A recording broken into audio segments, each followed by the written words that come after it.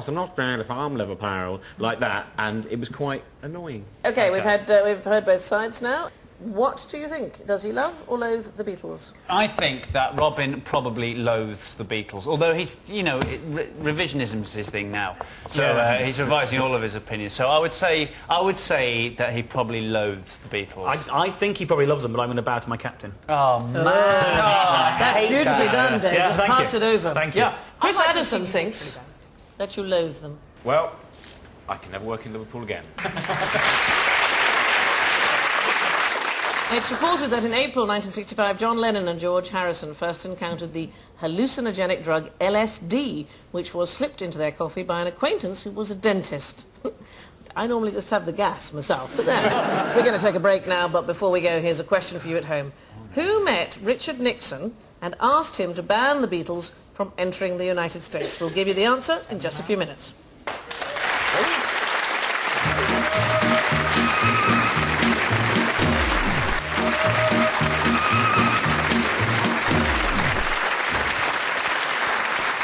Welcome back to What the Dickens, where before the break I asked you who met Richard Nixon and asked him to ban the Beatles from entering the United States. Oh.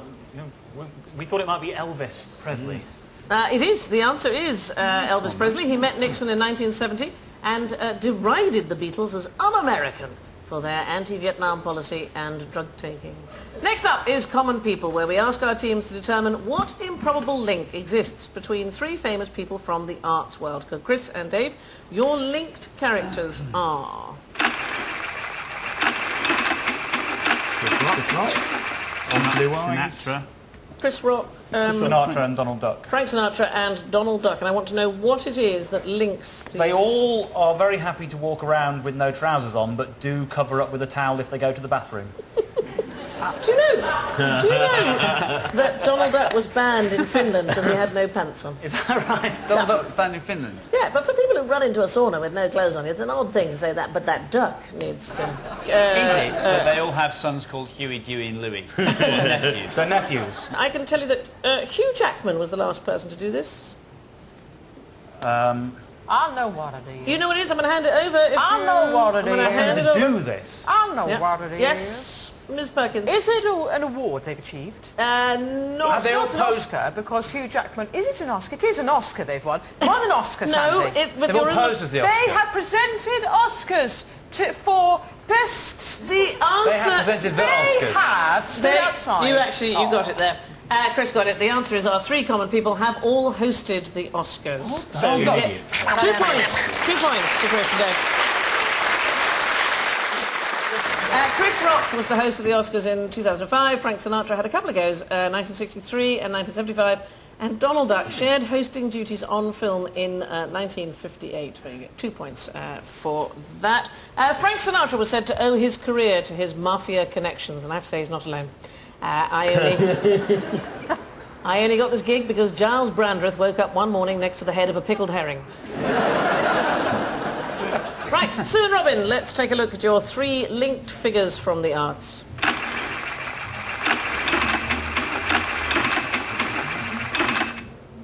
Any ideas? We've got an author, a painter and a singer for you.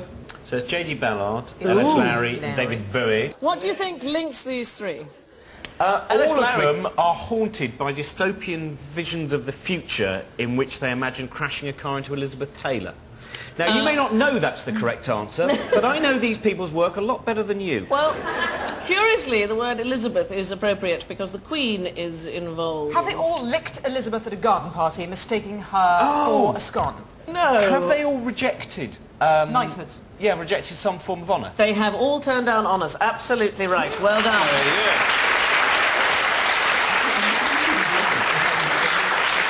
What links these three is that they have all turned down honours. In fact, Ellis Lowry holds the record for declining most honours. Good man, with 5 declined between 1955 and 1976. So you get 2 points. Well done. Do you know why Ellis Lowry kept a suitcase by the door, by the front door? Because his wife was pregnant for 20 years. Having an elephant, I don't know what the word. Yeah. Well, apparently he used to pretend, whenever a fan turned up at the door, he used to pretend he was just about to go on holiday. And on one occasion, one very helpful fan said, "Oh, I'll take you to the station."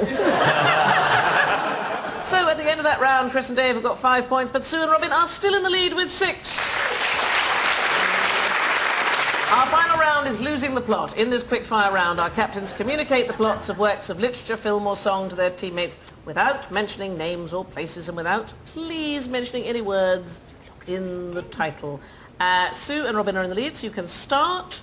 Robin, you've got to guess. Sue, you have 9 seconds starting from now. Futuristic, utopian, dystopian novel. Brave New World. Indeed. Robson Richard gives to the poor. But it's a film. The Adventures of Robin Hood? No, it's a film and it's got a man Robin Hood, Prince of Thieves. Exactly so.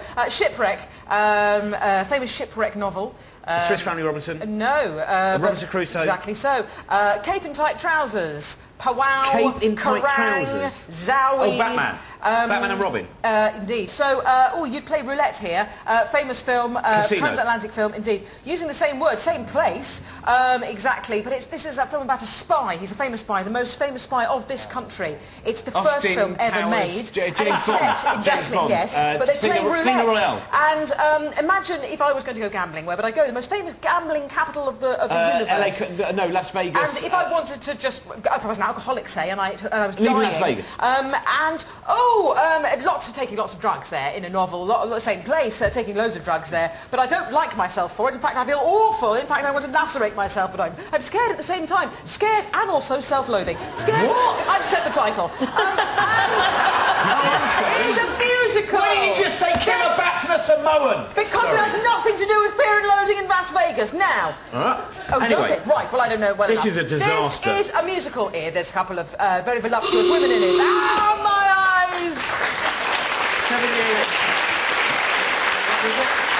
Okay. Oh. The one she was heading for was Hairspray at the end there. You have 13 points. You need to get 9 in order to win, please, boys. No. And your 9 seconds starts now. Playing which 2 hitmen wait to do the dumb waiter. That's one. This is a movie. This is a travel book, famous in the 50s, Beatnik. Zen and the Art of Motorcycle Maintenance? No, it's more where you put a motorcycle, you put it, and then you drive along. And but this is about being rather than along. What the hell? Another word for street. Road. Yeah, and if the road. What's this? Was it on the road? Yeah, that's right. Okay, good.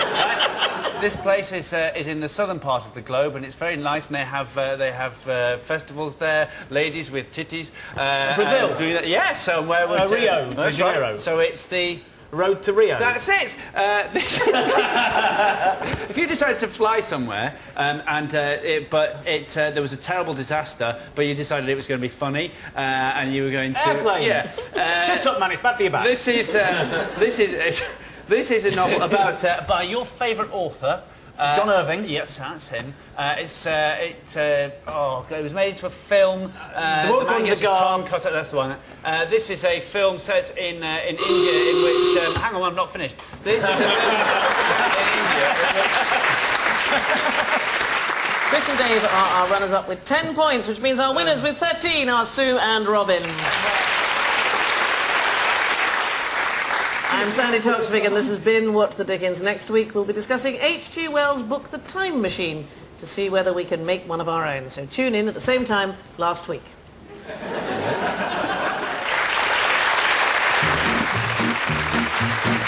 Our Films on Film season continues at 10:25 with Haskell Wexler's Tell Them Who You Are. Next tonight, Metal Week continues with some British steel.